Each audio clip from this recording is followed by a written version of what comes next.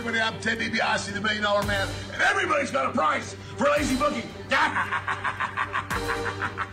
Hey, this is your Olympic hero, Kurt Angle, and you're listening to Lazy Booking. No, it's true. It's damn true. Ho! Hey, folks, I'm WWE Hall of Famer Hacksaw Jim Duggan, and if you want to know what's going on in wrestling, check out Lazy Bookings. Ho! And welcome, one and all, to a brand new edition of Lazy Booking right here on A2DRadio.com, brought to you by Gibson Mayer LLC, your certified public accountants. They are located at 301 Oxford Valley Road at Yardley, PA. You can give them a call at 215-369-3300. Tax season is never fun to deal with if you're not prepared. So be ready, be prepared, and call Gibson Mayer. Gibson Mayer would be real proud of that. Real proud of that, Maddie. Welcome back, guys, to Lazy Booking live on A2D Radio from the Real Talk Studios. Maddie Sensudi, Chrome, the Ginger Gang, my man.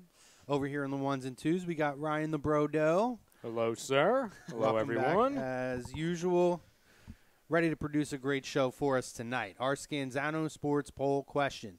What is the most interesting program in WWE today? The Miz and Daniel Bryan, Braun Strowman, Roman Reigns, Brock Lesnar, Becky Lynch and Charlotte Flair, Samoa Joe, AJ Styles. Is there another feud that you like? This is the time we're going to have a conversation. We're going to go through some of Raw and Smackdown, and then with that, we're going to have the feud debate, so to speak. We're going to talk that. We're going to talk some news points and other interesting things with events that are coming up in Around the Ring. And then we're going to get into this day in wrestling history, as per the usual. So, if you're joining us on Instagram, Periscope, Facebook, YouTube, we appreciate it. Love talking to the fam. We're ready to talk pro wrestling. Let's do it. Hell yeah. All right. So, as we said, poll question. What is the most interesting feud? And I kind of figure it almost is going to fuse our two topics together because it's probably the most entertaining parts of the shows, and it worked out well because there's two great feuds really going on each program. The undercard, that's a whole other story. We always talk about that. That could use a little bit of work, but yes. We're going to start off with Maddie. Maddie, what feud are you feeling excited about, or what feud is kind of keeping your attention the most at this point? I really love the Becky-Charlotte feud, only because it is, you know, the stereotypical crowd playing towards the heel nowadays instead of the babyface. But still, it's great because you get to see Becky in a light where she has the mic more often than not. She gets to cut promos, which she really wasn't doing for the most part. Even when she first wound up becoming the SmackDown Women's Champion, it was kind of like Alexa Bliss was kind of always cutting promos back in the day. Right. But I like that. She gets to cut promos now, shows that she can work a mic, which we all pretty much knew she could. It was just about time that WWE caught on to this and allowed her to do it. And Charlotte, you know, she does a really great job. I don't know if she's necessarily a victim because I don't think she is. I think she's just playing up that kind of babyface role. Right. And she does it very well. She can easily come off sympathetic, or she could come off as the most hated human being on the roster. Sure. So, but I really like that rivalry because it was able to do the reverse, and it works well in my opinion. And they've been having really good matches. So I really do like that. I like that feud. It's a very entertaining feud right now in the women's division. Oh yeah, and you know, again, there's a lot of really high points in all these feuds that we mentioned, especially coming off of Hell in a Cell. Some things that they threw some gasoline onto the fire on some of them, such as Becky and Charlotte. And we'll recap Hell in a Cell, too, as we go through. But I felt like it was a perfect time to really kind of dig into the feuds coming out of this, especially with other events coming up. We know the Super Show's coming up. And obviously, for the men, after the Super Show, it's really the Road to Survivor Series. So, Ryan, what are you liking, buddy? You know, it's tough because I look at these feuds, and Maddie, you made some good points there. I'm actually going to go a different side. I think it's a feud that I think a lot of people will disagree with me. But I think it's the most entertaining at the moment because I think it can go the most ways in different directions. It's the Braun Strowman, Roman Reigns, and Brock Lesnar feud. Because to me, And it hasn't all been collective. And when I say that, I mean they haven't all been in the same, unit together. It's been split. It's been Braun and Brock Lesnar against each other. It's been absolutely Roman and Brock Lesnar against each other. And then it's obviously been Roman and Braun. So they've all kind of faced each other individually. Sure. But now that we've kind of all mashed together now after the end of, Hell in a Cell, you didn't really expect, at least I didn't expect Lesnar to come back this soon. And I'm sitting here thinking, okay, well, Braun Strowman's clearly over, whether they want him as a babyface or heel. He gets a reaction. He's very fun to watch. He's very entertaining. Clearly, whether I like him or not, Brock Lesnar is obviously a big name. He's an attraction, and he's entertaining to watch, and the few times I actually get to see him on television.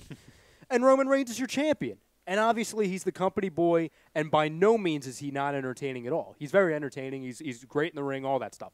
So when you put three guys that are all attractions, and it can go in different ways that I really can't predict right now, which in this day and age in WWE, when someone could say, we really don't know where they're going to go with it, that's a rarity. Sure. So honestly, I look at it, I'm like, I'm intrigued. And that's not a shot at Samoa Joe and AJ Styles because we've talked about it for the last handful of months. That's very entertaining. Sure. And the other feuds, they're entertaining as well. But I sit here and I look at those guys, I'm like, I'm genuinely invested to see where they go with this. Yeah, and I think it was a big surprise to a lot of people that Brock showed up at Hell in a Cell when the music hit. Looking lean, by the way. You could tell he's starting to get into that UFC MMA shape, getting ready for his fight that's inevitably coming up against Daniel Cormier. Fights, maybe. Multiple. Well, yeah, and it's very, very possible. But he looks lean. He looks good. It was a twist on that program that I didn't see coming. It got them an out to protect Braun for a failed cash-in, which I thought was very smart. Mm-hmm. I know that there's people who were skeptical and critical of the ending of the non-finish, but again, it's clearly a program that's going to go on. I don't think they're ready. They're not going to take the belt off of Roman a month after, or a month or two after he has it. Let's be realistic. That's not what I would disagree with how they kind of did the show. I disagree with it ending the show only because of the fact that it's like if you're going to do that kind of schmaz there, you want to send the fans home happy, right? That's your policy. Sure. Not having a winner or a result is not sending them home happy. That's pissing them off. In a way. So I would say, you probably should have just had Joe and AJ in a cage. Probably should have had that finish the show off. Doesn't matter who wins. You're going to get a winner. Well, I feel like you can only do so many horseshit endings. Like SummerSlam was a horseshit rushed ending because they wanted to pull a lot of smoke and mirrors on you so that way Roman could get the belt. There wouldn't be this massive backlash, and that's the way the show ends. And then you go into this night, and then they do the no finish. And I understand the reasons why, and I don't disagree with them. But it's like, it's two straight pay-per-views, one being a major pay-per-view that you've basically kind of pulled one on the fans a little bit. Just like, how many times are you going to do that? Yeah, well, I think we talked about missed opportunities of not putting certain matches in the Hell in a Cell. Yeah.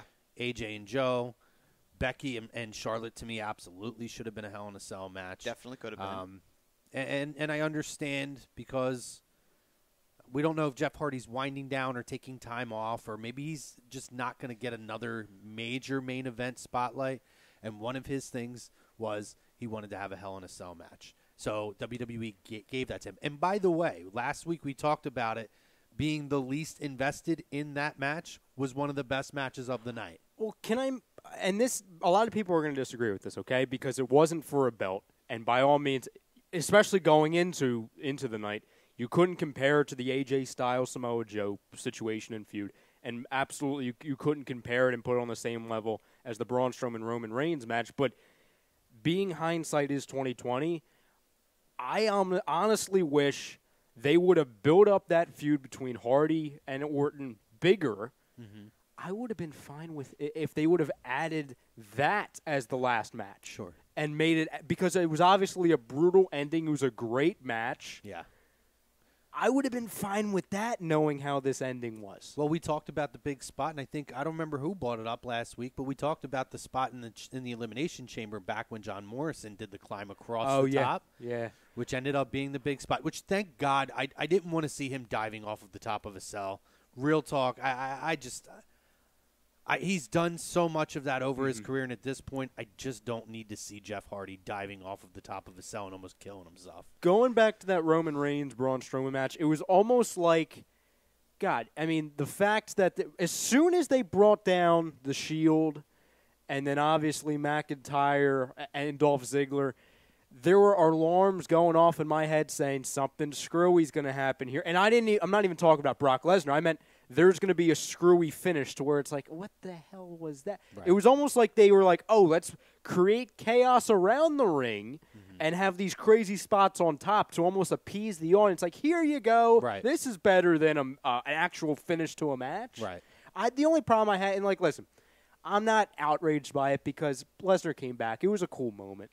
But in my opinion, it completely went against everything that a Hell in a Cell match is. It's supposed to be, everything is supposed to be contained. Right. There There will be a finish no matter what. Well, not only was there no finish, but nothing was contained because Brock Lesnar literally came in. It reminded me of when Kane debuted. It's like, is this Kane? Right. Is this Kane? It was literally that. And Kane ripped the Yes. cell door off, yeah. I mean, I wouldn't say I was outraged. And again, taking out the fact that we know that there could have been other options for a cell match or additional cell matches, your main event is going to be your Universal title, whether you like it or not, when it's Roman Reigns. Let's just be realistic, and we know that. And they had to protect Braun. I like that he came back. The weird thing to me was, what happened to Dean Ambrose and McIntyre? Are they, like, dead all of a sudden? I think they're still laying up there. Like, it was just the most bizarre thing. Like, you have Rollins and you have Ziggler. They do the spot where they fall off the side of the cell through the tables, which I thought was fine.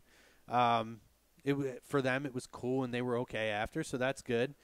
It was just very bizarre, though, because you're like, where the hell is Dean Ambrose and Drew McIntyre? They're just, like, exchanging punches, and all of a sudden they're just dead on top of the cage. Oh, and by the way, what was with the cell being red? Yeah, that was kind of odd. That was unusual. I thought visually it was a little bit distracting, especially early on. I mean, I guess he got used to it after the Hardy-Orton match for the second match, but I definitely felt like it was a little bit unusual and a little bit of a distraction. Yeah, I thought that was kind of weird. When someone had told me earlier, it's like, oh, yeah, the cell's red. I'm like, no, it's not. You're out of your mind. Yeah, it was, and I would be curious as a fan in the crowd, and I don't know if anybody who was there is in the chat. If they are, cool, drop in and let us know. But I would be curious to see, as a fan, knowing how the lights and such can reflect off of certain things, I would wonder if that impeded your vision at all. Because that was one of the things that my crew that we were with had a discussion about. Is I feel we go to events all the time. You guys know this. I feel like that would be very difficult to look at. But I'm interested to see where this is going. I'm surprised. So I guess they have the other event now in Saudi Arabia where they're going to have this triple threat match between them, because the rumor was originally they were going to scrap the 6-man tag and have that in Australia. So they decided not to go that route. But I found it very interesting. Found it very, very interesting. For me, I'm going to go I won't lie. I'm excited most about Becky and Charlotte, but we really touched on that, and we're going to dig more into that when we really dive into these. But what I'm really – I loved the finish to Joe and AJ, and I really did. It was a little bit confusing at first. They're going for, like, the Bret Hart Stone Cold finish from Survivor Series when Stone Cold didn't release the $1 Million Dream. But in hindsight, as you kind of saw everything going, you saw Joe pop up, it's like, And then they did the – last second, and God, did AJ get that in very last second. Got the 3 taps on the side, and the referee was out to tap out of position. I enjoyed that. I felt like it was a great way to carry the feud on. Again, it protects Joe as a viable opponent, because now he has tapped out AJ, whether it's recognized or not. And God, Samoa Joe right now.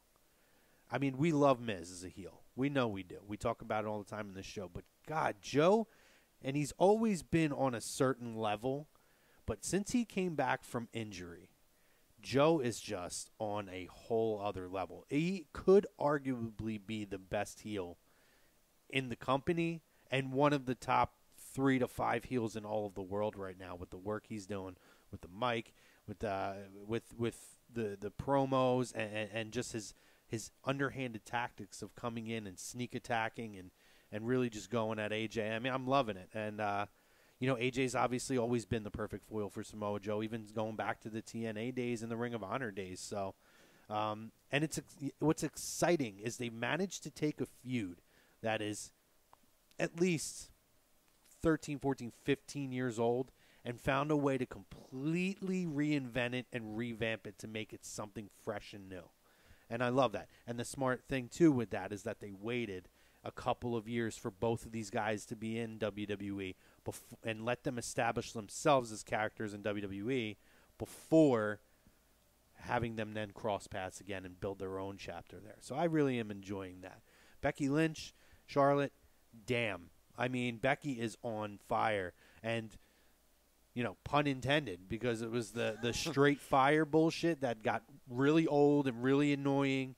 And it was the Becky Balboa stuff. But, man, everything she does, the way she's walking, her mannerisms, her in-ring work she is up on another level right now. And she's right there with Charlotte. The only thing I would say is maybe change your theme song. Have more heelish tone to it. That's a small, minor nitpick, yeah. But that's it. Other than that, there's really nothing else. No, and I mean, there was the confusion after of are they going back to making her a face and just with an edge, and there's still a little bit of a gray area with that, but it really seemed like this week she's in that heel mode. So I'm hoping they're sticking with that. Well, if worse comes to worse, like you said, she'd be the babyface with the edge. She could just be, she'll have heelish tendencies. Doesn't mean she's a heel. Mm-hmm. Just means that she is a babyface. She does get cheered. It's just that she really doesn't give a shit about who the hell she puts a disarmor on. She'll put it on anybody at this point. Yeah, and I mean, maybe we'll get a double turn. We've talked about that being a possibility. I think we've thought that might be the possibility at the pay-per-view. They didn't go that route. They put the belt on Becky, which is awesome. I was surprised. I thought they would hold off until a bigger pay-per-view to do something like that. That's my personal opinion, but I was surprised by that. Yeah, I was too. And listen, Charlotte's going to be caught up to Daddy real quick. She is on her way.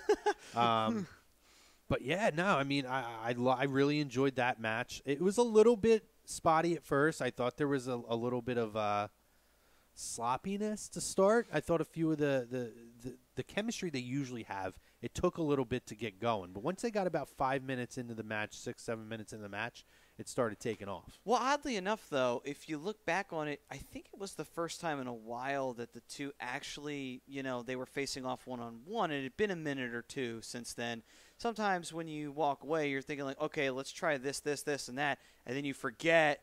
Either you could simply forget something like, oh, crap, that's right, I got the dimension wrong, yeah. and I didn't grab the right spot, and I wasn't able to get the elevation I wanted. Or something as silly or as simple as that can fuck a move up in 5 seconds. Oh, yeah.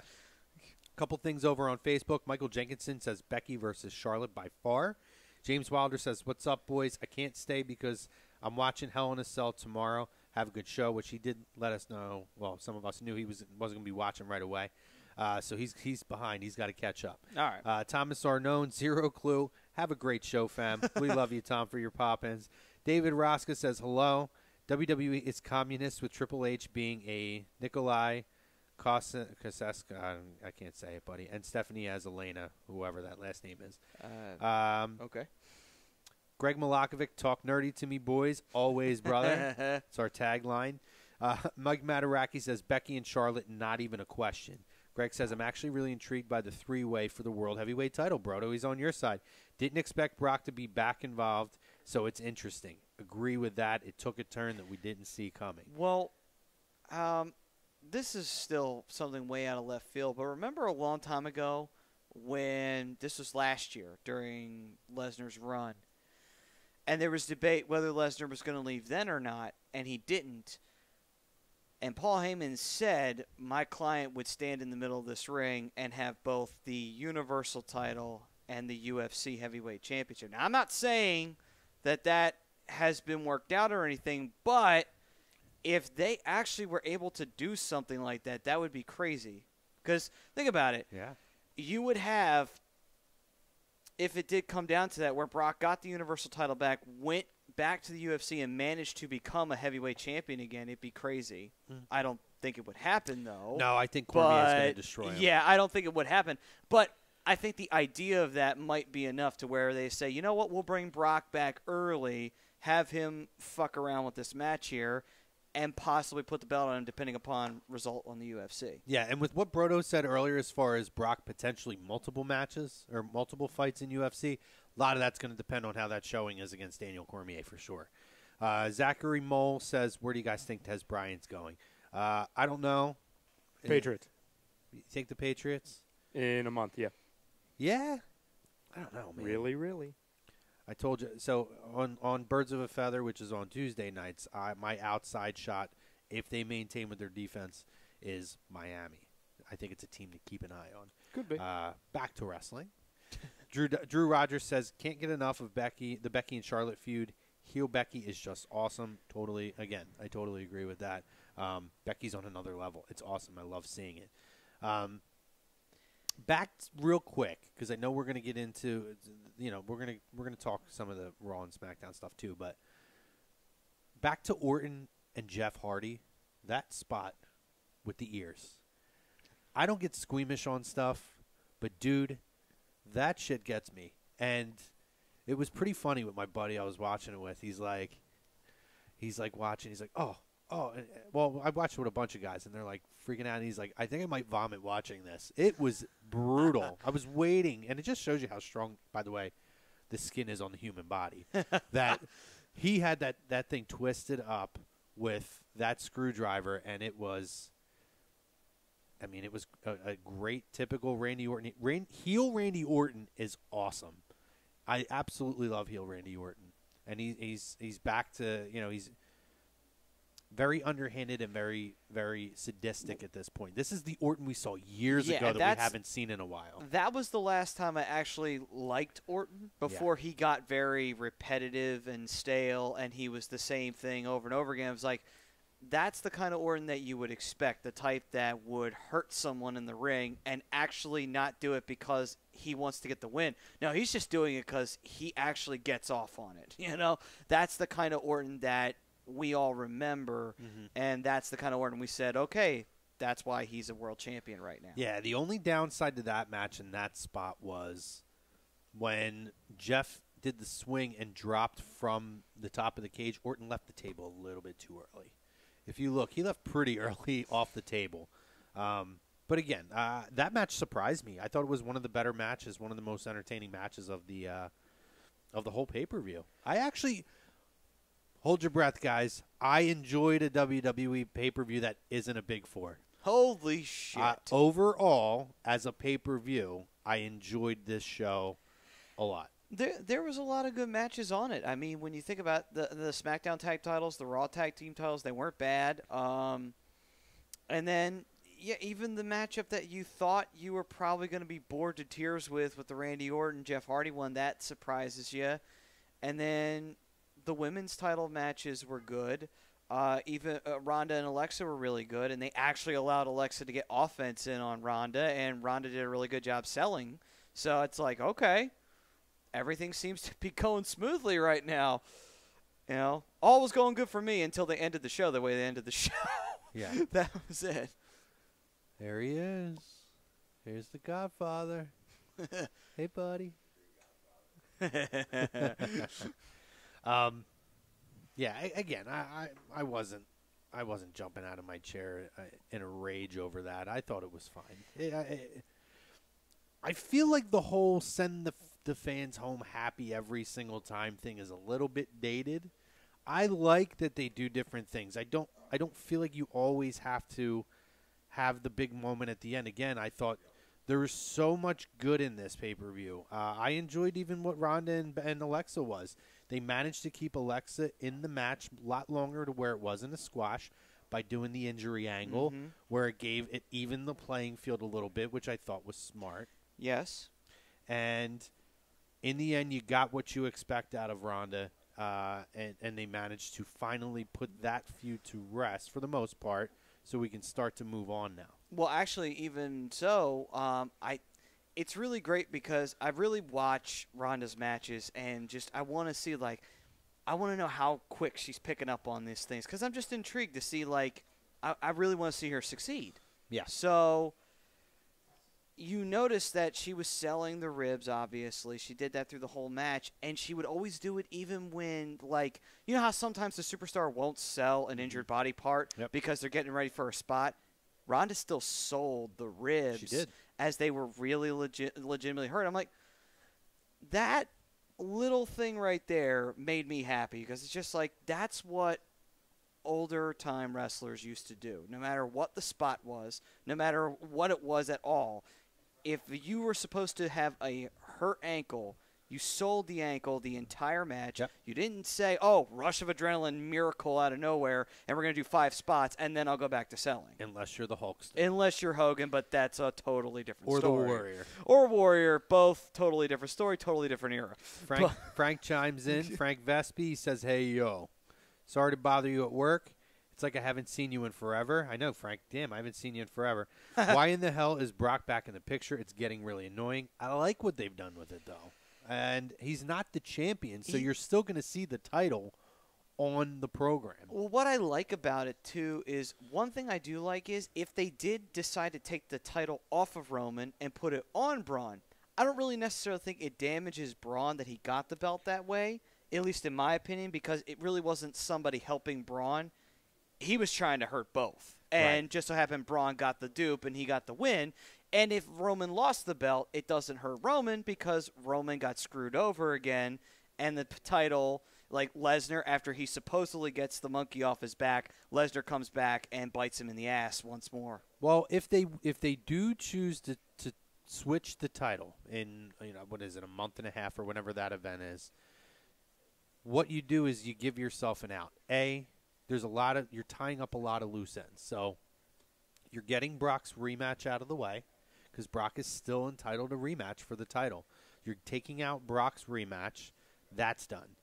You can then, if you really want to make the switch but protect Roman, you could have Braun ultimately get the pin or submission, but likely a pin, on Brock, which then Roman loses the title without losing the title, and then continue that feud going into Survivor Series. Or if they want to roll with that through Rumble, they can do that as well. Yeah, and I was looking at more of the angle of just like an interference. Sure. Just in case the triple threat goes down the way where it's just like, okay, Roman still wins at the end of the day, so the loose ends all tied up, Brock's done, nice and pretty bow.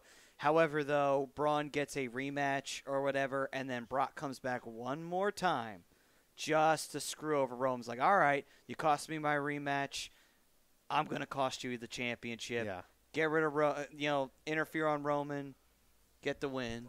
And and then that way you protect. And then You totally left him hanging, bro. Left him hanging, Daddy. What are you doing? Thomas Arnone, ladies and gentlemen, the Godfather, comes in, cleans the set, and just disses us, just leaves us hanging. We're just the peons in the Godfather's world, brother.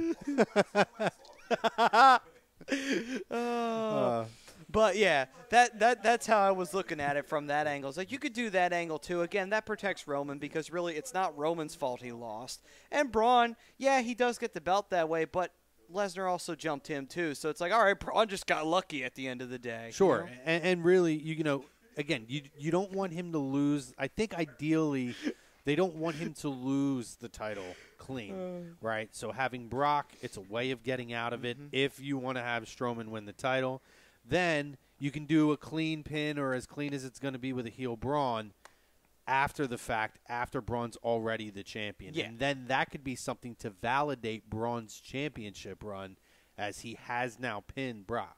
Or I'm sorry, he's pinned both Brock and Roman as a viable contender. Mm-hmm. So there's a lot of really good ways they can go with it. And if not, and eventually Roman is the guy that does it, he beats two Titans in Braun Strowman and Brock Lesnar. And I know people will bitch because they hate that it's Roman Reigns, but it is what it is.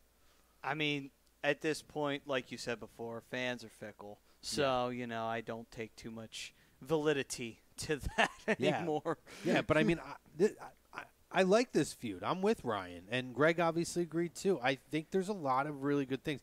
And again, it's reintroducing Brock, but I think in a much more positive way of utilizing him to positively enhance the story for them both. This is the one thing I'll say from earlier. I took the first 5 minutes and I completely ripped on the main event. This is something I liked, and it was to your point you brought up earlier.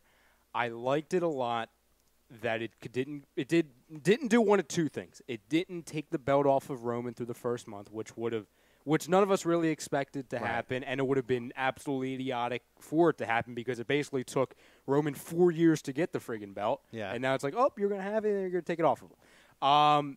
It also didn't completely throw away another Money in the Bank cash-in after making a huge moment at SummerSlam saying, oh, I'm not going to sneak up on you, only to the next month just losing it in a fluky fashion or just losing it clean. If that would have happened, it would have been asinine, to be honest. Yeah. The only thing, and I'm nitpicking obviously because that's what I do. I just would have rather, instead of them, and obviously Brock hit them both with a friggin' steel door. So, I mean, it's pretty brutal as it is. I feel like it would have sold better and the outrage wouldn't have been as extreme if it would have ended up with them outside of the cage and both of them through announce tables, maybe one of them over the barricade to where they're outside of the ring, to where it creates the image, the storyline, and they could do a promo where it went beyond the Hell in the Cell. It went beyond what the match was supposed to be, hence what warranted the non-finish. Sure. Because I just don't like the imagery of a non-finish inside of a cage when the whole point of the cage is for it to be, oh, wait, this is a place where there's always a finish. Oh, yeah, no, for sure. The only thing is they had already gone through the announce tables, so I don't really know unless they're putting them both through one announce table. True. The announce Good tables point. were gone. But, no, it's a fair point, and you're absolutely right. It could have given a different perspective to everything. But, I had no issue with that. Again, to me, the finish of the night outside of Becky winning the title and walking away from Charlotte, which I loved, that you're not going to take this moment from me. This is my moment, and just walking away. I honestly thought they were going to do that double turn right there because you see them both in the middle of the ring and you're thinking like, okay, is Charlotte's looking pretty pissed right now. Yeah. Is she going to slap Becky across the face and jump her? But no, they decided to go. We're going to turn Becky officially heel. We're going to keep Charlotte babyface, which I have no problem with that. And I was perfectly fine with that, actually. Yeah. Perfectly fine with that. Yeah. But to me, it was AJ and it was Samoa Joe. That finish was great. The tap, I loved all of it. I'm really invested in it. And so Miz and Daniel Bryan, we haven't really touched on that one. Well, for all intents and purposes, we pretty much skipped the first segment because a lot of what happened with Raw and SmackDown was enhancing these feuds. But I got to say, Miz and Bryan, it's a feud that I'm still interested in and invested in because of the road that it took to get there. But I could have did without Maurice and Brie Bella in the end. Well, I mean, though, I think... I don't mean to interrupt you. Yeah. I'm restarting you on Facebook. Okay. So just let the fan know. Okay. You guys had I don't know. I feel like it's your first time in here. You guys never been here before, so I'm going to restart you because you have no volume. All right, so Okay. Facebook, we're restarting. We are restarting on Facebook. Slight technical things, so we will be back on Facebook in a couple of minutes. We're still on YouTube, though, and on Instagram and on Periscope. So we'll continue to go, and we'll just fire that back up. Is that okay, then. So yep, okay. So, yeah. So, you want to hold? No, I'm just kidding. Oh, okay. Then. I'm like, wait, hold. So, with that, the whole thing with Daniel Bryan and the whole thing with Maurice and Brie Bella being involved in it as well. And I think it was a good way to kind of just extend the rivalry. You know, you don't want to just immediately have that blow-off where it's like Daniel Bryan and Miz 2, and then you do the shenanigans like you did at SummerSlam. You can actually continue the rivalry. It's like, okay, it was a mixed tag match. It was Maurice and Brie Bella involved in it as well. And I actually, oddly enough, I forget who took the pin. Was it Brie? Yes. Yes. The Okay. It was a roll up, and Maurice hooked the tights. Good. That's right. Okay, that's what I needed. That helps extend the rivalry because that way Miz didn't get a second straight pinfall on Daniel Bryan. It was more of, okay, Brie got pinned. It still keeps going forward. It's not like, oh, okay, so-and-so just keeps on crushing Daniel. So I didn't mind that as much. I wonder if we're going to get a finish at Survivor Series between these two. Or are we going to get it at the Showdown? I don't know. I think it's probably going to hold off to Survivor Series. I think they're definitely setting this up to be a scenario where Daniel Bryan's going to ultimately win the Royal Rumble. That's kind of where I'm leaning. That's what I'm thinking at this point. That Daniel Bryan's going to win the Royal Rumble, and then that's going to reignite this whole feud again. Is Miz did all this, and he got the leg up on Bryan, and what does he have to do? Because Daniel Bryan is still getting the praise, and Daniel Bryan is now in that position when he's the better man because he's been beating Bryan for months and proving his point that he had made for, 6, 7, 8 years, whatever it is. I think that's what this is leading up to. And we'll see. Do I need to reshare that? I'll do it. Okay. I'll do it. I'll do mine, at least.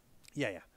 But yeah, ultimately, I think that's the end game, and that's where we're going to end up falling at. I got you. So, some other points from Raw and SmackDown. Lio Rush. How'd you guys feel about Lio Rush and Bobby Lashley? I'm curious because clearly, I don't know if Lio Rush is just his manager or what it's going to end up being, but I might be in the minority. I kind of liked it. I like him. I like it. He's a talker. I mean, honestly, I like Leo because I think one thing that Bobby, in a way, he can get Bobby over because he could be Bobby's mouthpiece. And I'm not saying Bobby needs a mouthpiece. I know that he can cut a promo now.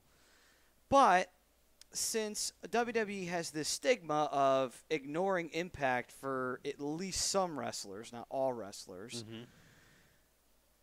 I feel like this could benefit him in the long run. And it could work either way, whether he's a babyface or whether he's a heel. Because I liked Leo when he came out on Raw, and he had that little verbal altercation with Elias. I thought that was hilarious. And Elias had a great counter to him, thinking that he was somebody else's kid. I thought Elias did very, very well in standing on his own. He always does. Oh, Elias yeah, is amazing absolutely. on the mic. And I like the fact that when Kevin Owens came out and he tried to attack Leo. Leo just jumps over him. He runs away. Elias tries to get him too. He jumps away. He does this great backflip off the apron and everything. I don't know. I like that. It's like it was neat. It was the first time you actually saw like a manager type of person be able to get away from the heels and make them look foolish where they're not just running away for their lives. No, and then he ended up back on Bobby. He was like all over the place. Yeah. They almost botched that. that. Yeah, they almost botched that. When Bobby went to throw him up on his shoulders. Yeah. He almost overthrew him. Well, thank God he's a cruiserweight and he's used to being on the shoulders doing flips and all that stuff. Yeah. You know what I mean? Thank God. No, I like that because, like we said before, I like that it involves the cruiserweights in something other than the cruiserweights because it feels like they just hide them over there. And, I know when they first started the cruiserweight thing and they had them on Raw. And, now that – but the problem was on Raw, it was just in the one-off matches with the purple ropes, and that was it. To be honest with you, I don't even know if they're going to consider him a cruiserweight right now. I mean, Lio Rush is involved in a feud and a storyline with Kevin Owens and Bobby Lashley. Well, look And at it this Elias, way, too. yeah. It's the same thing with Spud, because now Spud's the manager of Authors of Pain, which, quite frankly, I am not against, actually. only because they needed a manager since Paul Ellering was, kicked to the curb, which I'm fine with because they need a mouthpiece. Well, Those he two wasn't can't kicked to the curb. quote unquote. I mean, Paul Ellering, he just storyline doesn't wise, travel on the road. He's unable at his age at this point. He's not going to travel all over the place on a WWE schedule. It's easy for him at the Performance Center because he lives in Florida. Thank you for bringing that up, by the way, Maddie, because I've been wanting to bring that up since I've been back. When the hell did that happen? What's that? You got me. I came back. Well, you were in Europe. Yeah, I came back and I'm like, wait a second. Why is you were like in Rockstar his Spud? homeland? Yeah. Yeah. Why is Spud with the? Why is he wearing the gear? So I thought it was like a house show gimmick, and then I'm like, wait a second. This is on TV right now. No, it was really unusual that he just randomly kind of showed up, and they did showed them walking to the ring, and all of a sudden you see him like in the. I guess not military. Well, it was military gear this week, but the AOP uniform. The AOP kind of gear, just walking with them, and then he came out and explained on commentary that he's still the 205, commissioner or whatever GM, but these guys needed somebody who can guide them to the next level, and that was the whole explanation. It was about 2 weeks ago, I think. Are they? So they're still heels? Yes. Technically, they're going to be booked as So heels. he's a babyface general manager of a cruiserweight show, but he's. I'm not trying to find the silver lining because I'd be here for months. And don't look for the logic in it either because you'll never find it. Yeah. What the hell is happening around here? What's going on? But one thing though is what does that tell you? It tells you that people probably aren't watching 205 Live enough to even know that. Yeah. Or they had somebody originally in mind and they couldn't figure out a contract thing. That's what makes me think this was like a bad. I have a feel. No offense to Rockstar Spud, okay, because I love him. I think he's very entertaining. But for this role, is he really first choice? I have a feeling that they had an idea or somebody in line, and some things may have fallen through. Here's the one thing, though. They can actually do something fun with this. He could actually, on 205 Live, since he is the GM or commissioner or whatever the fuck they're calling him these days, he can actually use them not just on Raw, but he can have them as kind of like his bouncers or his security, where he's like he could be in like an office and then just have Akam and Razor just standing right behind him. So if any cruiserweight, if he's being a heel or he's being a dick to one of the cruiserweights, want to try and get angry with him or fight him, he's just like, I don't think my associates are going to like that too much. And it's another way to say, okay, they're really trying to do something with AOP now because for months AOP was just kind of there. They did nothing with them.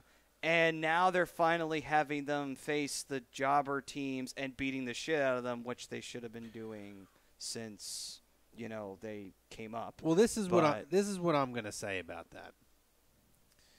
I don't need another heel general manager or commissioner.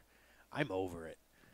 Ever since they had Vince McMahon do it back in the day, which we know was absolutely spectacular, and then when they had Shane and the corporation, that was a unique time in the business, and Eric Bischoff as well. But I feel like every organization now chases the unicorn to try to recreate that kind of magic. And at times, Hunter and Stephanie do a pretty good job with it. But outside of them, I don't need to constantly see the Baron Corbins or the this or that. Like, there was a day where some of wrestling's golden era in the 80s was when you had Jack Tunney, a guy who you barely even knew was there, but was there at an important moment when you really needed someone to come in and make a decision or facilitate a contract signing. And it wasn't about them. They weren't the focal point of it. And that was what was great about that. The wrestlers were the story. I don't need to constantly see the Baron Corbins, the Constable Corbins acting general managers of it. Well, it's on the topic of GMs in the moment. I'll ask you guys and the people at home a question because I think it's an important one, and it shows in a way how fast we've gone through this. Over the last, let's just go 2 years, okay? Which GM has been the best and worst? I'll give you the options. Out of these members, okay? Mick Foley, Kurt Angle, Paige, Shane, Daniel Bryan, I'll throw Baron Corbin in there. Which one has been the best? I'm going to take Corbin out because I just think it's a weird because he's a thing. constable. But for me, it's Mick Foley. Mick Foley was tough. He was the worst? Yeah. I mean, Foley, his first time doing it back in the 2000s was pretty good.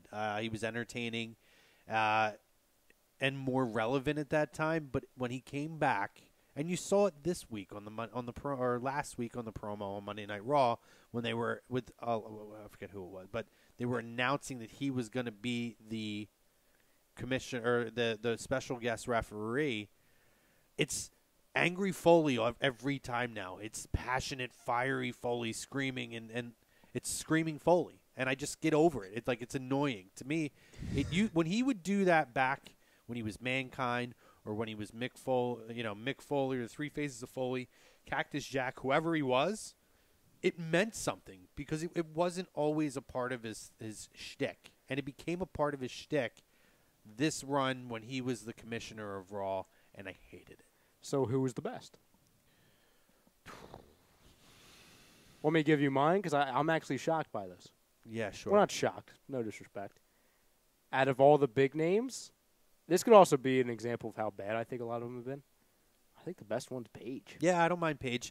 Paige is in it enough, but she's not a focal point as much as the other ones are. She comes in when there's important decisions to be made. Yep. She does. I mean, she's not involved in what I was afraid of. She was going to be involved in some kind of storyline with the women. She's not. She's just an authority figure. Mm-hmm.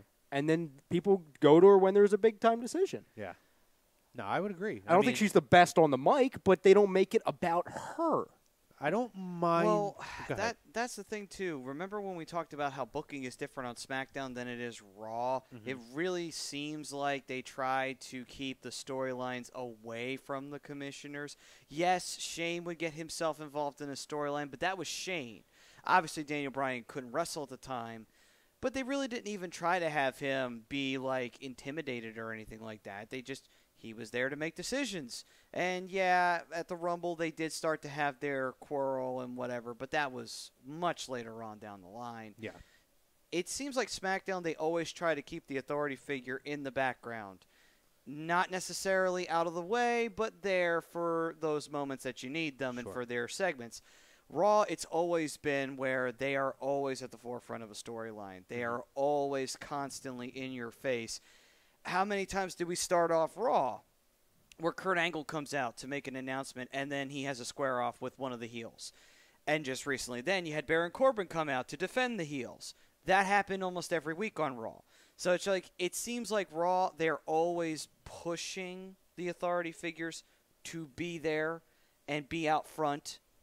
And then with SmackDown, they're kind of in the background. Like I said, not out of the way. But they're there for their important decisions. No, I would agree because same thing with, like you said, same thing with Bryan and those kind of guys. I mean, other than when Shane became a focal point and the Kevin Owens, Sami Zayn stuff, yeah, they really weren't as present on SmackDown as they were on Raw.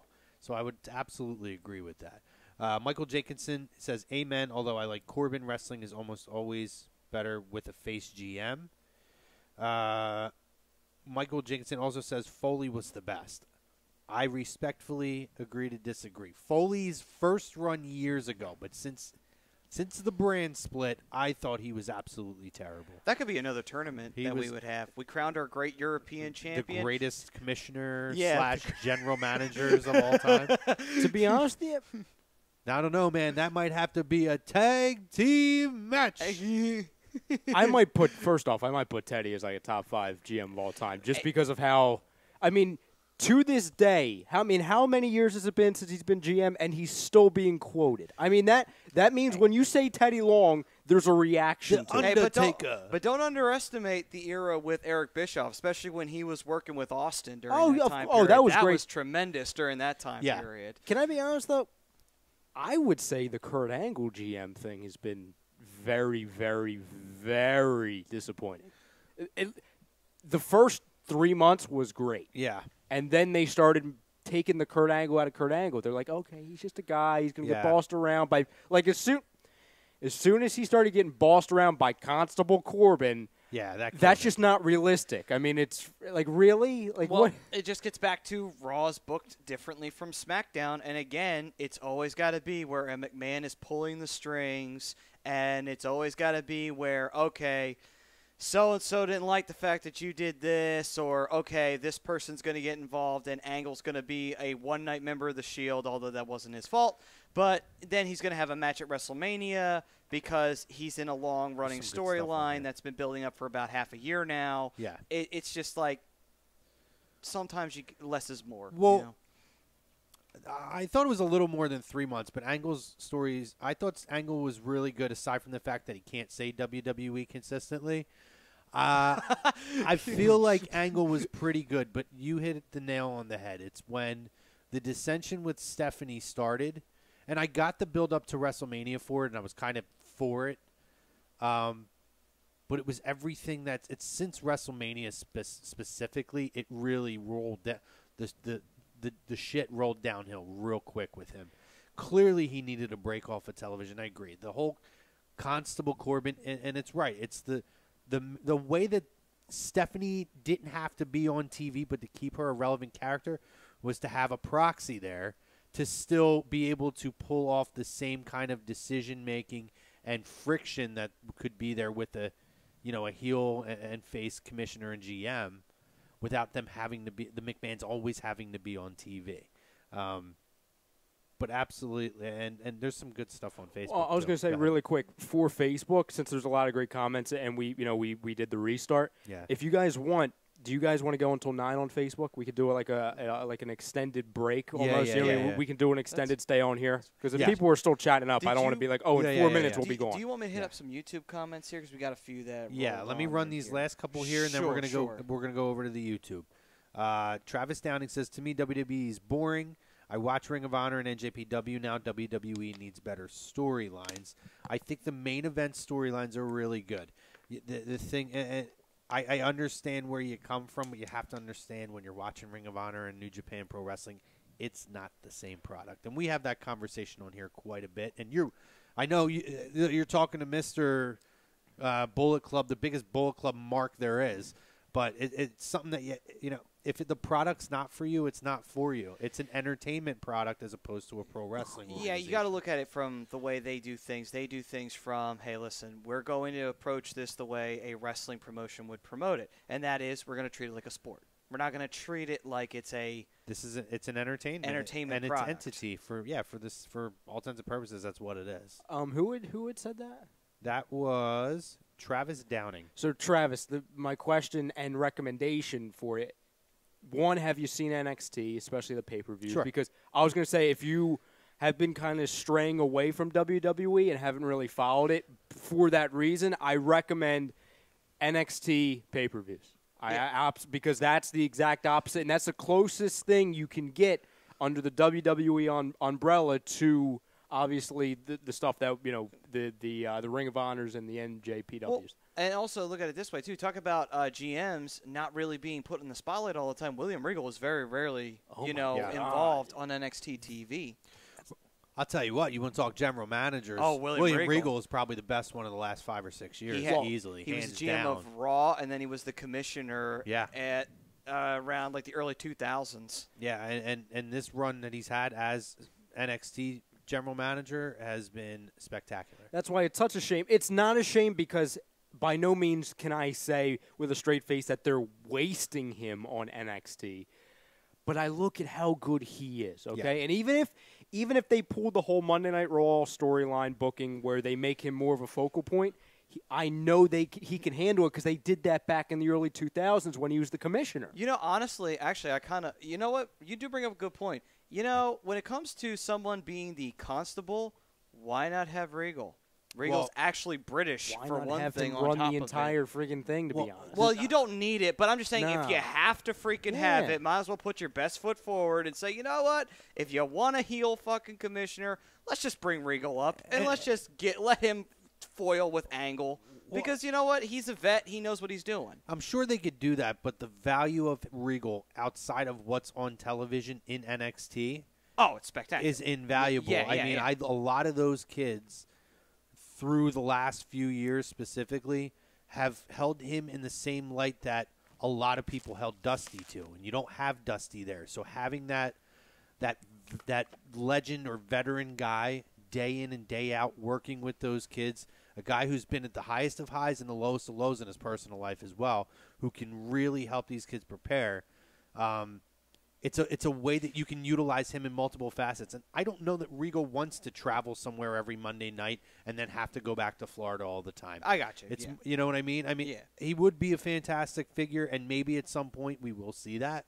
But his value in NXT, both on screen and off screen, is exceedingly more than worrying about a few storylines on a Monday Night Raw. I mean, honestly, though, when you look at it, you have to put Regal in as one of the best wrestlers, period. Like, at least one of the best workers of all time. Well, because the man he could work with anybody. Sure. I mean, he exposed Goldberg, but honestly, Goldberg exposed himself. Sure. So that didn't sound right, but still. He went pretty damn far in our European champion rankings. Remember that? He did, which, if you guys want to check it out, go back on our archives on YouTube. Did pretty good. Definitely check that episode out. That was a lot of fun. Last couple here. We'll head over to the YouTube in a minute. Rich Johnson, and I really like what he said here. So he says, there hasn't been a good GM in a while. I hate how far back we have to go to find an acceptable GM. And he says, Angle got buried, Baron Snorbin, Regal worked the shit out of Goldberg. Absolutely true. Can we? I'm gonna have. I guess it sounds like it would be a hot take, but I don't think so. I love Stephanie though, and I love her heel persona. I know it's annoying when it works with a Kurt Angle, but outside of like that stuff, which they don't need two of them. They don't need Shane McMahon and Daniel Bryan or Shane McMahon and Paige, although we haven't seen Shane McMahon since Paige has been in that position. And we really don't need, Stephanie and Kurt Angle all the time, any of that stuff. It could be just Kurt Angle runs the show and every now and then a McMahon shows up like Vince used to do every now and then. He would pop in to make sure that they're towing the line is what they're supposed to be doing. But I love Stephanie as a heel authority figure.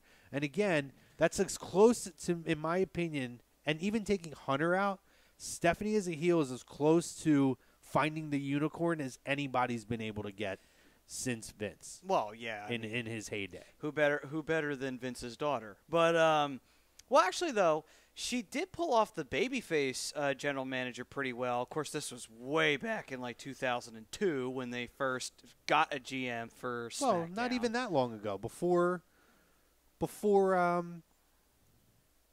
Hunter did the turn and then with the Shield and all that kind of stuff. Oh, okay. To where before he screwed over Daniel Bryan, which he's been a heel since then. I thought that they worked pretty fine as a face crew. She could do both. And last one here, and then we'll go over to YouTube. And I absolutely agree with you, Rich. Rich says they could have Stephanie on TV all the time with a bunch of flames going across the screen. Dude, I am with you 100%. Let's go over to the fam on YouTube. Appreciate you guys hanging with us. Let's get it. All right, so we have Rob Brinkman chime in and saying, what's up, Brinkman? Where's my man Kevin Owens, currently in a rivalry with Bobby Lashley? How do you feel about that anyway? I didn't even really get a chance. Do you like it? Do you hate it? Personally, for me, I think the whole I Quit thing was kind of wasted. Because, right, that's what I don't like about it. Yeah, they did the same thing with Ziggler. Ziggler just walks out, drops the U.S. belt, he comes back at the Rumble. I'm like, you could have just played that out, Yeah, I think that I don't care that he's in a feud with Bobby Lashley, but Kevin Owens really needs to go off of TV for a little bit. And I'm one of the biggest KO marks. I absolutely love him. I think he's absolute money and gold on the mic and an absolute phenomenal worker. But I feel like it's getting stale, and I feel like, and it's not necessarily his fault, there's just not a spot right now to put him there. I feel like by taking him off, and that was a great opportunity to have him off of TV for a while, quit, have him off for 3 months. And then bring him back as a face, because he really needs a face turn is what he needs. I just feel like they need more faces on SmackDown, like legitimately really good faces, especially because you're going to lose a guy like a Jeff Hardy's going to be off of TV, at this point. I feel like he could be in a really good position to work a great program with a heel Miz or a Samoa Joe. Like, there's a lot of really good programs out there for him, but those guys, you're not going to flip them. They are the creme de la creme right now, and as good as KO is, he could work the same promo style as a face. Two things. Number one, to answer the question, I honestly believe it's the worst feud they could have put him in at the time because Lashley and Owens, neither of them can afford a loss. Yeah. Number one. So I think it's awful. Secondary, I'll actually do a little fancy booking of what I would have done if I would have booked the return of Owens after he did the I Quit thing. All right, so he's got his producer's cap on. He's got the book out. And tell me if you guys were like this. And obviously the people at home share your opinions of this as well because I think they could have done it very easily. And it would have done a lot of things in the process. He quits, quote unquote. He comes back right before Survivor Series because I would imagine they're going to do some kind of authority figure team versus whoever. You know, team authority versus maybe a team angle. Team authority is going to have a team. He's the fifth man. He comes back and joins team authority, and it looks like he's going to be this authority figure poster boy kind of like Rollins was. Survivor Series happens. He turns on the authority. He helps the good guys. That cements him as a babyface. He could do one of two things. He can go into a storyline where it's actually him cutting promos on the authority, where it's him versus Stephanie, him versus Triple H, because I think that could be really good. Mm-hmm. And I think that could be a really good WrestleMania match, too. Mm-hmm. Owens versus Triple H. Or he does the thing against the authority, and then he shows up on SmackDown, and he can go up against Nakamura, where it's a complete refresh. And all they have to do is have him show up, make a grand return. It's enough time between the I Quit and the Survivor Series. It's about, a 2.5-month break, or at least 2 months. So it's enough time to where it's not an anticlimactic return. And it's a complete swerve. It's a great moment in Survivor Series. And then he can go on his merry way. And that's two windows that could make him feel more validated, and it could be a complete refresh. He either goes to another brand or he gets to work with Triple H. So I'll even turn it in a different spin, but I will use Survivor Series as the point. I agree with you. Forget the authority thing because they did that with Sting. I would do it because it seems to be the way that they go now. Raw versus SmackDown. Yep. Who is the fifth member of, say, SmackDown? You can then have Kevin Owens be the surprise, now acquired talent to SmackDown, come back to a big ovation. He's there. He ends up being the sole survivor of this match for SmackDown. He works as a face in a sense of he's, kind of the crowd's cheering him. He gets in the ring, and he kind of, you see him do like these look-arounds, like he's kind of feeding off of it. And that's how he starts working kind of as a face. Kind of similar to what Hunter did at WrestleMania 22, where even though he was a heel, Hunter, when the crowd started cheering, he started pandering a little bit to them. Yeah. But then it ends up he does make that complete turn. And then he can cut the promo on SmackDown and say, I quit this, and he could go back and rehash what had happened. And he said, I was sitting here with my family, and the only person it would shock you who called me was Shane McMahon. And then he could go through this whole thing, and then that's why he joined there. We buried the hatchet, and now he's instantly a main event contender because he was the sole survivor. I'll add on to that, okay? Look at us. This is WWE. Call us. We're doing your job for you, okay? If they go that direction, and if he's the sole survivor, on SmackDown the following week, Paige and Shane McMahon reward Kevin Owens for winning the match for SmackDown by granting him, on that very night, a shot up against Shinsuke Nakamura, the U.S. champion. He goes on to beat Shinsuke Nakamura, to where not only does he come back, obviously win the match for SmackDown, that very week, he becomes the new U.S. champion. Kind of what they did with Randy Orton against Christian. Sure. So so basically, he goes from a guy who's floundering on Raw, come back, turns babyface, beats Nakamura for the U.S. title, then starts the feud between those two, and they can ride it to Royal Rumble or Fastlane. Have them quit again, WWE. Let us book Yeah, it. please. Actually, Do it every week. We'll give you different options. funny part of that is actually you can actually revamp the new Face of America thing. You sure? You Like, could. You could have Absolutely. the, SmackDown. the face has returned of America. He can and call Kevin himself. Owens. He can, because of course he could still be this narcissistic baby face. You know what I mean? Yeah. But he can play to the crowd. Obviously, he can call his new gimmick could be "I'm the savior of SmackDown." Yeah. Has a nice ring to it. Brian Daly says, nice shirt. Thanks, buddy. He gifted me this shirt. And Rich Johnson says KO and Triple H would be great. It'd be great. In all caps. So he really thinks it would be great. Yeah, it'd be great. And we're with you, buddy. All right. So, David Rosca chimed in. He Hello, said, David. Did you hear what Steiner said to Stephanie and Triple H? I he did asked me not. that He on- asked us on Tuesday, asked and I me told this him. last Oh, night. I told him save it for Thursday, so I did not. I'll have to look it up. I did not hear that. It Or was just tell us. I got to David. be honest.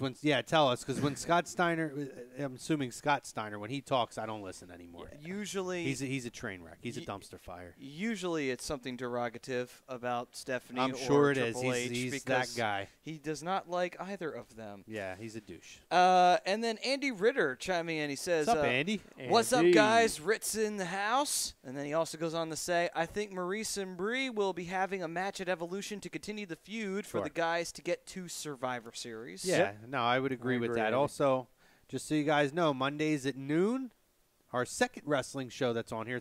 It's pre-recorded, but it's a great show. A lot of people tuned in and checked it out this week. In this very ring with Jackson Ritz, right? Correct. So and they with had Jackson special Ritz guest and they'll chef have- over there. By the way, and I was going to bring up earlier when we were talking about how no matter what in this era, the Universal Championship is always going to main event. Yeah. It was Ritz and Jax. They had a really good discussion, and it was a great point that Jax was bringing up, that it's kind of a contradiction to have the U.S. Championship as their main championship when they've only had 4 or 5 champions, one of them being a 50-year-old Goldberg, and the WWE title is this illustrious title throughout so many champions, so many years, and that's a secondary title now. You're talking about It's the kind- Universal title, right? You said U.S. Oh, yes, I'm sorry. The That's okay. Universal Yeah, yeah, yeah, yeah. Championship. It's Yes. the same thing that you look at when they unified the WWE and the World Heavyweight title together. It's just like, for all the ups and downs that those two belts went through and the World Heavyweight title kind of being designated as a secondary world championship for a while, that belt had more lineage to it than just this new brand spanking new title you're going to bring out there with a dumb name. And not a great look to it either. And I wasn't a it's big red. fan of the all red thing that it had going on. Well, I there, said it looked but- like a what the hell was that? The gummy that you would unroll. Not fruit Fruit by the roll-up? foot, the fruit roll-ups. Yeah, it looked like a molding from a fruit roll-up. I But- got over it though. I hated it at first, but I kind of like the look of it now, Well, and you it's know- different. You know why you like the look of it now, girl? Why? It's because we didn't see it for 6 months when it was on Lesnar. Well, maybe that's true. That's true. But maybe that was the whole. Maybe this was an entire scheme to get the belt itself over the actual It's like, look oh, and wait. design of the title. It wasn't to get anybody over or even get Roman over. It's like, you know what? I want this belt to be beloved, so we're gonna keep it off television. They for kept it God off knows for how 6. long. They kept it off of television for 6 months. It's like, wait a second, the fans will be so excited just to see the Well, it belt was- that they won't care about how it looks. Well, it was more than 6 months. It was over 500 days. That's a good point. So they really absence makes the heart grow fonder. That's great. Sorry, I had to get the Brock Lesnar shot in there. It's been a Of couple course, weeks. of course. He's back, so I had to bring it in. But yeah, check out check out In This Very Ring with Jax and Ritz, and you said special guest chef Yep. on Mondays, 12 p.m. Welcome to the fam, guys. And he then goes on to say, Chrome, she hooked the tights, and he said, hashtag worst finish of the night. Oh, I agree. Yes. Yeah, that was very underwhelming. Now that I recall it, it was pretty jumbled and messy. David Rosca comes back in. He says, Miz sucks. He is not the greatest IC champ of all time. And that tells me that Miz is doing his job spectacularly because Getting he's under made your you, skin, David. He's made That's you what it hate him, sounds Mr. like. Rosca. Right, and he also goes on to say Leo Rush is a good pick of Bobby Lashley. I kind of like it. If it, I don't know if they want to go the tag team route or if it's just a way to introduce Leo Rush in a very kind of in-your-face way on the main program and use Bobby as a catapult, but I like it. I'll tell you this: the tag team of Lio Rush and Bobby Lashley is way better than the tag team of Bobby Roode and Chad Gable. For people who are Ring of Honor fans, I would say when I look at Lio Rush and the way he's kind of his promo style these first couple weeks, it kind of reminds me of Preacher a little bit. You know? A little bit. Yeah. Yeah, you know Preacher's what? obviously Yeah, more of like yeah. a heel guy, and it's like a face spin on it, but it's just kind of the way it's the tones that he takes when he talks. It's the fluidity of the way that he talks, and just like a confidence behind it, and a very whether it's heel or face, just a very I'm a little bit of level ahead of whoever I'm talking to kind of a deal. I really like it a lot. A little bit condescending. Yeah, you know what the funny part is? I thought his style sounded familiar to me. It reminds me of Preacher. Yeah, it's like, all right, yeah, I could see that. I'm sorry. I still have to laugh at Elias's comment though when he's like, "Wait a second, whose kid is this?" Yeah, Yes, that was that great. was Because great. and That was great. that was really good writing. Whoever did that segment, because they owned it. I mean, honestly, when he walked out, I mean, he's so tiny. You know what I mean? Oh, yeah. And I'm like, I'm glad they owned the joke and ran with it before you hit the Twitter. It's like, wait a Right. second, that's somebody's kid. Time. Timing. Do not give the writer credit. That was probably Elias ad-libbing. Fuck the writers. Anyway. You never either know. one. If it Either was one. them, you got to give them credit. They did it a couple times too. They're like, we're just going to turn you into Lost and Found. When your parents find you, it'll be everything will be okay. Rich says he misses the spinner belt, and he says Miz is awesome. The spinner belt. I'll take the spinner belt over the fruit roll up. Honestly, Hot take. I was a fan of it when John had it, but when everybody else had it, I'm like, it kind of looks dumb on them. It's just like on Triple H, on Randy Orton. Like, Well, what- it's like you know, when it's like when Rock was carrying around the smoking skull belt. Yeah. Very, very briefly. It was unusual. But- I didn't mind when Edge had the R in the middle of it. yeah, You that knew was different. You Yeah. knew it was going to go back to Cena, so it was a nice kind of short-term spin on it as like a trolling kind of a deal. Yeah. Well, but that was the same thing with The Rock when he was carrying the smoking skull. It was kind of like a fuck you to Austin because you took the belt from me at Mania. But he was able to customize it to fit it to him. It's like, hey, this is yours, but I'm going to tweak it and make it better. That as is opposed to true, yeah. The smoking skull was what it was, which was an amazing belt. It by the was a way. good belt, though, yeah. That belt reminded me, or I should say, that didn't remind me of the belt I'm about to bring up, but the Immortal belt in TNA with Jeff Hardy. You know how he had it for a month, and then yeah. Mr. Anderson was running with it for a little bit. That reminded me of kind of that category with the the smoking bowl and obviously the spinner belt. It's kind of like these customary things that really doesn't have a long shelf life. Jeff Hardy had that weird willow belt or whatever it was, where it Willow had the was a goofy disaster. shape on it. Yeah. It was like a triangle or whatever the hell it was. Some people spend their money on, expensive cars. Jeff likes to spend it on extracurriculars I don't know if it was and Jeff. I expensive think belts. I think that was TNA. Yeah. I think that was the owl on that one. I don't know. It could have been the owl. It could have been the Pre-owl. owl. It But was you know pre-owl. what? I wouldn't have been surprised if Jeff footed that bill. That was the first investment. Run a few more down there, buddy. All right, so Andy Ritter chiming in again. Supposedly Vince is not wanting the 205 Live guys, only working one night, so he has been asking for creative to find more for them to do. Okay. I like it. Well, that would explain why Spud is with AOP now. I'm not against it, though. That's why I guess they have some of the guys on NXT too. That would explain Which goes back to what we've been talking about for like 9 months. Like, oh, maybe they should interchange those Yeah. two. They finally listened. Look at that. Look at them. They're watching Lazy Book. They're- it. They Maybe have in 9 to months be. they'll book the Kevin Owens thing. Yeah, and then you can call. Then you can sue Next him. Survivor Series. Yeah. You could sue him, and you can say that was my idea. No, WWE. I'll thank them for actually doing something right. Yeah. Oh, okay. All right, and then Rosca Beck saying, is Trish Stratus versus Alexa Bliss match canceled at WWE Evolution because of Alexa's injury? No, she should be fine from what I read. Is that an actual injury or is it a work? It is, but I don't think it's anything too crazy. Okay. I think it's more precautionary. Yeah. That they're keeping her out. It's legitimate from what I've read, but Okay. she should be fine by Evolution. Okay. And then Andy had said Alexa's injury might be a work, but that's debatable. I mean, I thought it was a work at first, but then I read that she was hurt, but I think they're enhancing the severity of it for storyline purposes. You know who I thought was really hurt? Drew McIntyre at the beginning of Raw because he couldn't stand at the end of the match. Oh, right. Well, I actually thought he was really hurt for a second. I was like, damn, he did a The real guy good job can selling sell. on that one. So, all right, next up, Ritter again saying Paige has been the best so far, and I would say that Foley was probably the worst. Yep. Paige has done My man. Paige has done something that none of them have done, and utilized social media to promote her show. Also she's true. She's doing a good job. Very true. That's a great point. And then he also said Foley was just tough to make it through. His promos were just not good, and it seemed like Screaming the Foley. inmates It ran was sad. the asylum. It was a little sad. And Foley you know just what I mean? agreed to everything. Foley just came off as Screaming Foley, who was like a pathetic retired guy. See, that's how it started to become. It would have been funnier if it was back in the day and he was just coming off of wrestling full time. And one day he was Mick Foley, but then the next day he showed up and it was Cactus Jack.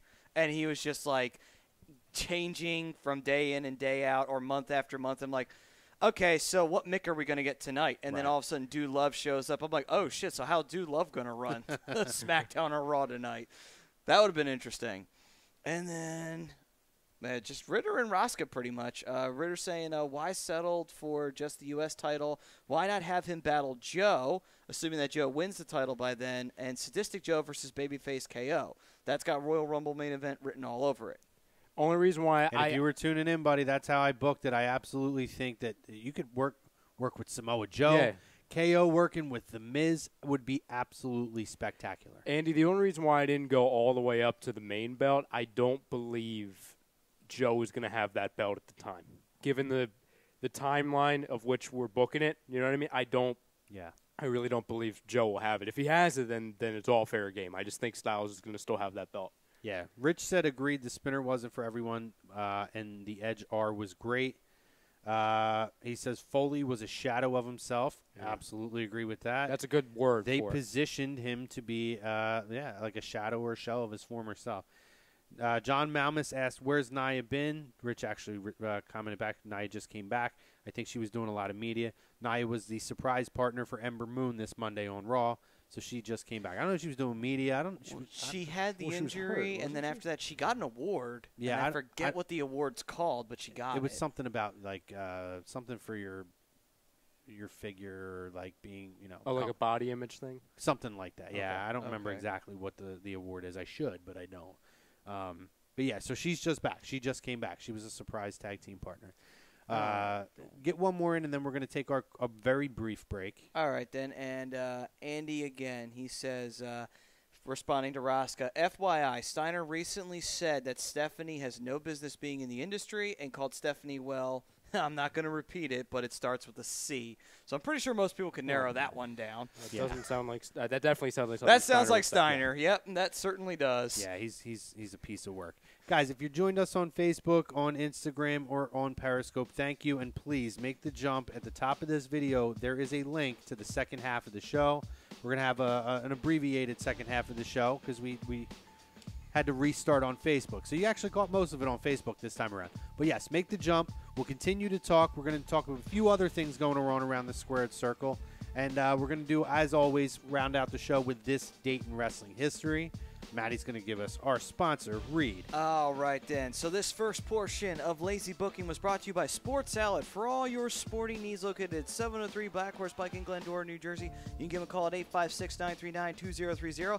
Email them at sportsoutletnj@comcast.net or visit them on the web at www.sportsoutletinc.com. Guys, we'll see you on the other side on YouTube.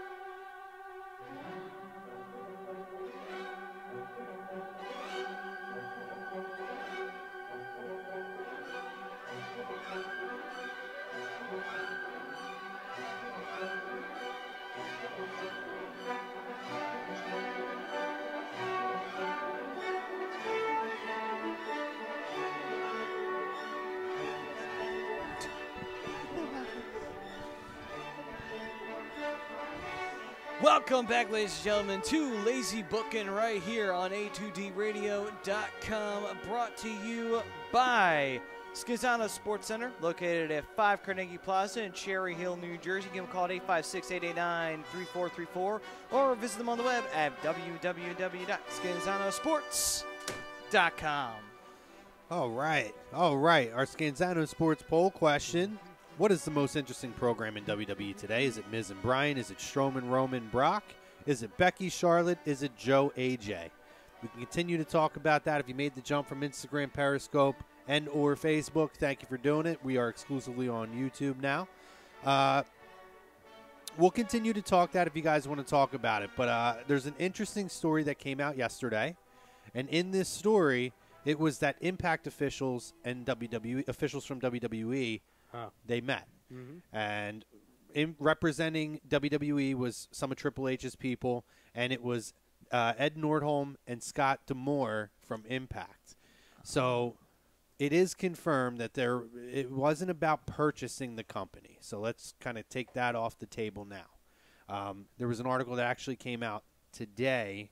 A lot of the details were from PWI Insider, by the way, so I want to make sure they get the credit for what I've been seeing, and from the Wrestling Observer newsletter. But a lot of details came out on what specifically they were discussing. So it goes back to things we've talked about where WWE has been using footage. They did it for the Hardy special. They did it for the AJ Styles special. Or I guess it was something else to talk about where they used a lot of his footage on there. So it was a lot of being structured around there to where there would be a working relationship that WWE could continue to use more footage and programming from Impact and from past TNA and all that stuff. It's not about buying the library. And one of the details that was highlighted is that would be actually very difficult because the Fight Network has an interest in a lot of the footage that's used. So they wouldn't be able, I guess, to part with that, at least at this point. But more of the details is that Impact, although their creative has been a lot better as of late, which I would agree. I am an Impact watcher. In moderation, I DVR it and I fast forward through a lot of it, but I watch segments as well. But they're still losing money. Their star power is affected by the inability to pay the big money talents at this point. But apparently the working relationship between Anthem and WWE has improved since, if you remember, when Anthem originally bought it with Billy Corgan, and you had all the Broken Hardy stuff. That was a lot of tension between that. It's improved vastly, and it was more about, I'm using this word, it's not what was in there, but it's more of like leasing it to them in a sense of there's a financial gain for them to allow WWE to use more of that content more frequently, which is interesting. And again, WWE did try to purchase Impact a few years ago, but was unsuccessful in doing so. Anthem and Billy Corgan had offered more money, but the idea then, which has, as time going on, been confirmed that in fact WWE wanted the library and to shut the company down. Exactly what happened with WCW. But what this now allows them to do is for them, and I will say this about Impact, I don't see them now for the first time in the company's history from when it was TNA and everything else. I don't see them as trying to compete with WWE. I think they're understanding more, and which is maybe why their creative is getting better. But it's more of, they're a wrestling company that partners with a Lucha Underground and partners with AAA and does a lot of that stuff they coexist and work with a lot of the talent in the world. Well, it looks like they've kind of become like ROH 2.0 in a way, where they will work with other promotions. Obviously, ROH's his legendary reputation with NJPW, they've been business partners for quite some time now, and they've done multiple, interpromotional shows. Right. And obviously Madison Square Garden being the big one that's coming up Sure. this coming year. Yep.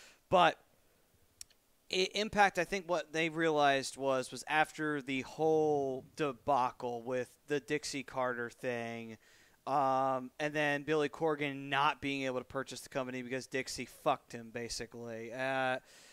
It just all came down to, okay, what's going to happen to this company? Is this company going to fall to pieces? And it was looking like it would, and WWE is going to sweep up and grab it and kill it. But then Anthem comes in at the last minute, and they keep it alive, and they keep it going, and they kind of change the whole thing. And, yeah, they had a little bit of bad PR there by halting the Hardys' gimmick of being able to be broken mat and everything like that. But overall, though, I think I'm kind of happy that it worked out the way it did because of the fact that it gives guys a chance if they do get fired from WWE or they leave WWE on, say, bad terms or what have you. Yes, does Impact not make the smartest booking decisions and not have the best creative in the world? True, but they do allow a little bit more lenience with wrestlers. So if wrestlers have talent, like, say, an EC3, who was able to create his character there and then take it to WWE with NXT, we don't know how it'll be on the main roster, but still, point is that they allow lenience. They allow guys to leave WWE for a period of time, figure out what they want to do, or create a character or create their own version of themselves that's like with the volume turned all the way up that somebody would say, I want that on WWE, or I love that in Impact. It's one of the few things I look forward to. They allow that to actually happen there, So it's kind of a good thing that they didn't get shut down all those years ago. Yeah, and listen, their Pop TV deal ends this year. I think at the end of the year. And as detailed in this article here, which I'm reading off of WrestlingInc.com. Again, I'm going to give credit to where I'm getting my details from. I don't remember where I read it from yesterday, but this is a more detailed accounting of it. They're losing money. They're not making a ton of money off of the Pop TV deal. So they have to be creative in how they're going to have other influx of finances. And there's no guarantee that the Pop TV deal is going to be renewed at this point. So, again, because Fight Network, which is owned by Anthem, does use footage from the company, it's not about totally selling out to WWE, but it's creating an avenue, a working relationship through both, which, again, Impact is being smart in this sense where they're not only just with the in-ring product, working with Lucha and working with Ring of Honor and working with AAA and a lot of the other companies around the world. Financially now, they're extending olive branches to try to create new avenues of revenue that they're desperately going to need, specifically by the end of this year, in order to maintain or be able to keep this thing going. So I found it very interesting. And for how many times did we clamor, 8 months ago about how I would love to see WWE just buy it out, shut it down, and take the library. But this is actually, as it's kind of unfolded, I think is the best case scenario. I like what Impact has become. And, is it a WWE type of product? Absolutely not. It's another alternative. It's maybe in the middle of both, because they do have a little more of a theatrical presentation than what some of the other companies have. Sometimes I feel like they go through an identity crisis. They don't know what they want to be. They're again, they're plugging holes still, which they've always had to do, because it's detailed in here. The UK deal that they have is not as lucrative as it used to be.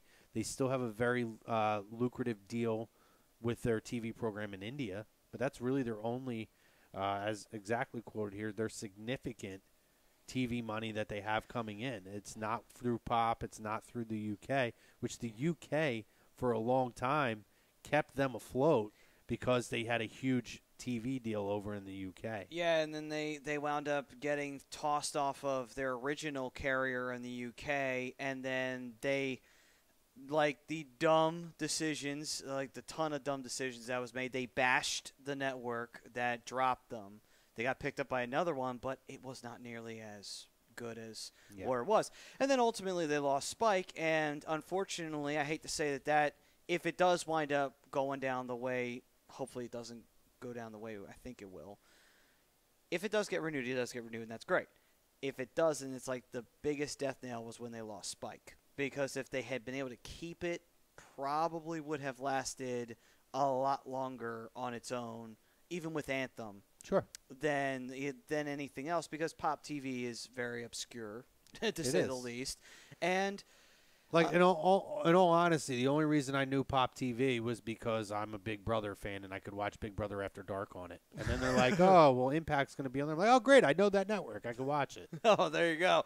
But I think also too the big issue that you now run into is like, okay, well, if worse comes to worse and you can't find another network, do you try and see if you can work out something for online streaming, like ROH does? But then again, is that going to be able for you to pay enough for a facility for where you can do it? Or do you have to cut that down to where you're running something as small as like even a smaller situation than where they have it, like – For example, wherever ROH does shows, ROH, they try to make it as small as possible, or even when they go to big arenas, they don't really sell that arena out. Right. They just do the pipe and drape and everything, so that way they can have the stream go through and everything like that, and they don't break the bank on it. Sure. Yeah, but I mean, I don't know. And I would like to, the fact that the actual product is a lot better, and that they finally figured out that they're not going to be WWE, and I think that the way that they've restructured or refocused the company has been really good and very, very positive. I actually do hope that they can figure out a way to renew it, and I think this is a best case scenario. Like, Vince wanted to continue WCW. There was originally a plan to continue WCW, but the issue was the terrible, awful contracts that Eric Bischoff gave a lot of the top talent, to where it's been talked about. The idea of the invasion angle, and they were going to actually keep the WCW and make it somewhat of another entity that they could work with.